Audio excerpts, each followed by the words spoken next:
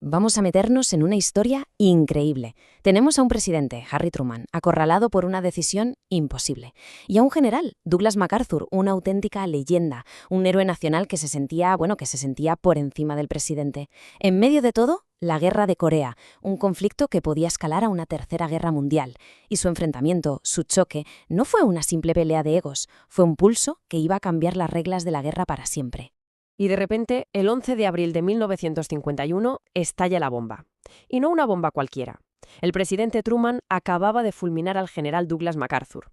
A ver, estamos hablando del hombre que ganó la guerra en el Pacífico, un héroe nacional, casi un dios para muchísima gente. Que lo despidieran así, en plena guerra, la conmoción fue total. Nadie se lo esperaba.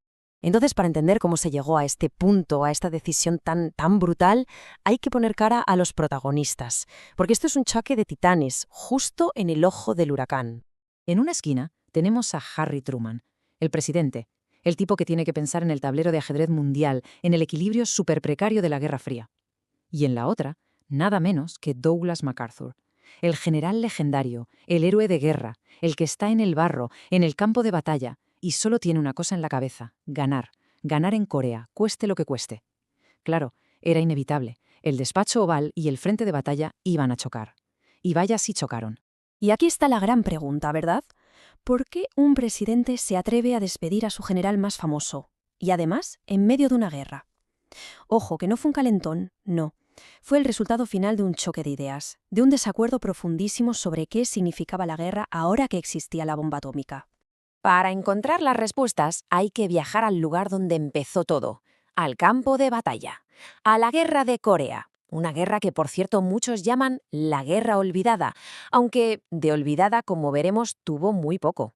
Al principio, la cosa pintaba fatal para el sur, un auténtico desastre, pero entonces aparece MacArthur. Y contra todo consejo, contra toda lógica, se saca de la manga una de las jugadas más geniales de la historia militar, el desembarco en Incheon. Una auténtica genialidad, le dio la vuelta a la tortilla por completo. De repente, en cuestión de semanas, parecía que la victoria estaba ahí, al alcance de la mano. Pero justo cuando parecía que todo estaba ganado, el tablero de juego cambia de forma radical. Cientos de miles de soldados chinos entran en escena, cruzan la frontera y pillan a las fuerzas de la ONU totalmente por sorpresa. Lo que siguió fue una retirada larguísima y brutal, de las peores en la historia de Estados Unidos. La guerra acababa de subir de nivel y ahora era mucho más peligrosa. Y es justo aquí, con China metida de lleno en el conflicto, donde la brecha entre Truman y MacArthur se hace insalvable. Porque sus ideas sobre qué hacer a continuación no es que fueran distintas, es que eran polos opuestos, totalmente irreconciliables. A ver, Truman y su gente se dieron cuenta de algo que ponía los pelos de punta. Con armas nucleares en juego, la idea de victoria total era una locura. Podía significar literalmente el fin de todo. De ahí nace un concepto nuevo: la guerra limitada. Ya no se trataba de arrasar al enemigo, sino de frenarlo, de conseguir unos objetivos políticos muy concretos y, sobre todo, de evitar a toda costa una tercera guerra mundial. Pero claro, MacArthur era de otra pasta. Un militar de la vieja escuela. Para él, eso de una guerra limitada, de luchar con una mano atada a la espalda, era absurdo, casi un insulto. Y lo resumió en una frase que pasó a la historia: no hay sustituto para la victoria. Y punto. Es que eran dos mundos. Truman decía, frenemos esto en Corea, que no se nos vaya de las manos y se líe una guerra mundial. Y MacArthur decía, ¿contener? ¿Qué contener? Hay que ir a por China, bloquear sus costas, usar todo lo que tengamos. Él veía esto como el combate definitivo contra el comunismo y creía que los políticos simplemente estorbaban, que debían quitarse de en medio y dejar que los soldados hicieran su trabajo. Así que al final, la clave de todo es esta. Para Truman, el miedo a una guerra nuclear era la prioridad número 1. Lo eclipsaba absolutamente todo. No estaba dispuesto a arriesgarse a un apocalipsis global solo por ganar en Corea. La única opción lógica, la única opción sensata en este nuevo mundo con armas atómicas era la contención. MacArthur, claro, estaba frustradísimo con todas estas limitaciones. ¿Y qué hizo? Pues decidió saltarse al presidente por completo. Se fue directamente a la opinión pública, a los políticos. Desafió la autoridad de su comandante en jefe, en público. Y eso son palabras mayores. Y esto no fue un error, fue una escalada en toda regla. Primero, empieza a hacer declaraciones a la prensa que torpedeaban los intentos de paz de Truman. Pero luego va más allá, mucho más allá. Emite su propio ultimátum a China, o sea, saboteando la política exterior de su propio gobierno. Y ya, la gota que colmó el vaso, una carta al líder de la oposición criticando a su presidente, que se lee en voz alta en el Congreso. Imaginen el escándalo. Claro, para Truman esto ya no era un simple desacuerdo.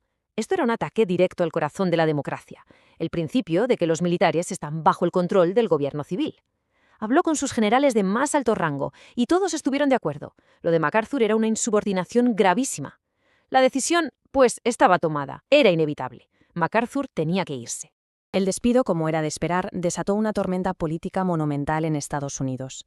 MacArthur volvió a casa y fue recibido como un héroe, con desfiles y multitudes.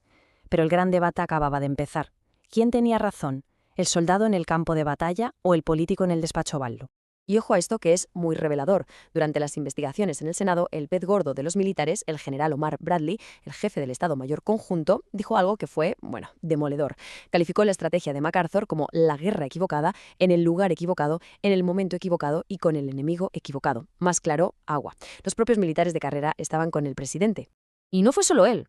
Uno tras otro, los generales más importantes del país testificaron en el Senado. Y el mensaje era el mismo. El plan de MacArthur era una locura. Una apuesta peligrosísima que podría haber provocado una catástrofe mundial. De repente, esa idea de los valientes soldados contra los políticos cobardes se vino abajo. Fueron sus propios compañeros de armas quienes la desmontaron. Pero claro, mientras en Washington se debatía sobre alta estrategia, en Corea se vivía un drama humano terrible. Uno que a menudo se olvida. Pensemos en esto. Unos 50.000 prisioneros de guerra surcoreanos que capturó el norte nunca volvieron a casa. Pyongyang los convirtió en trabajadores forzados, prácticamente esclavos, en minas y fábricas. Y ese destino terrible lo heredaron sus hijos y hasta sus nietos. Y si hablamos de civiles, la cifra es simplemente escalofriante. Se calcula que entre 2 y 3 millones de civiles coreanos murieron. 2 o 3 millones. Es una de las guerras más brutales de la historia moderna, y todo ocurrió en su casa, en su tierra. Al final, aquí no hubo un ganador claro, no hubo desfiles de la victoria. La guerra acabó en tablas, en un punto muerto lleno de tensión. El armisticio de 1953 paró los tiros, sí, pero nunca se firmó la paz. Y la cicatriz de esa guerra, la famosa zona desmilitarizada, sigue ahí. Una herida abierta que divide Corea y que aún hoy es una de las fronteras más peligrosas y militarizadas del mundo. Y así, el choque entre Truman y MacArthur nos deja una pregunta que aún hoy sigue muy vigente. En un mundo con armas nucleares, donde la victoria total puede ser sinónimo de destrucción total, ¿qué significa realmente ganar una guerra? ¿Cómo se define la victoria? Aquel conflicto nos obligó a pensar de otra manera, a redefinir el concepto de guerra y de paz para un mundo que se había vuelto de repente mucho más aterrador.